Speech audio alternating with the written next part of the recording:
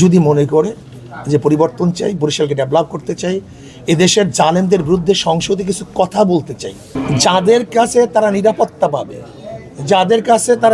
পাবে, ঘর ছাড়তে হবে না, বাচ্চা এতিম হবে না, তাদের দোকানপাট ছাড়তে হবে না, পালাতে হবে না, মিথ্যা কেসে তারা জর্জরিত হবে না। বিএনপির বক্তব্য ছিল দুইটা, একটা হলো আওয়ামী লীগ ঠেকাও, টুপি থাকবে না, দাড়ি থাকবে না, মসজিদ থাকবে না, মাদ্রাসা থাকবে না, ভারত দেশ দখল করবে।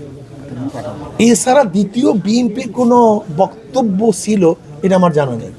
আমি যতদিন নির্বাচন করছি যে ভাই এখন বাদ দেন তো, হুজুর পরে দেবো, আওয়ামী লীগ আগে ঠেকাবে। এখন তো আওয়ামী লীগ নেই,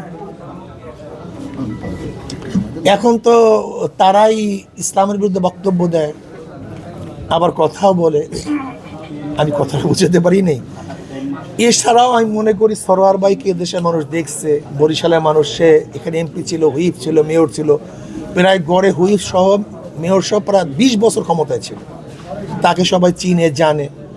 এরপরেও যদি বরিশালের মানুষ তাকে নির্বাচিত করে, আমার কোনো আপত্তি নেই। বরিশালের মানুষ নির্বাচিত করার সমস্যা কি?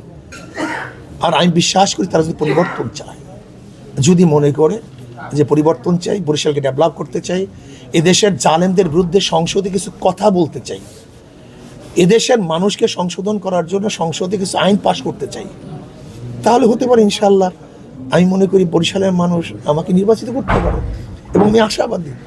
যেমন আমি যেখানেই যাই না কেন, বিপুল সারা, যা আমি কোনোদিন বিগতিতে আমি দেখিনি, এত সারা আমি কোনোদিনও পাইনি।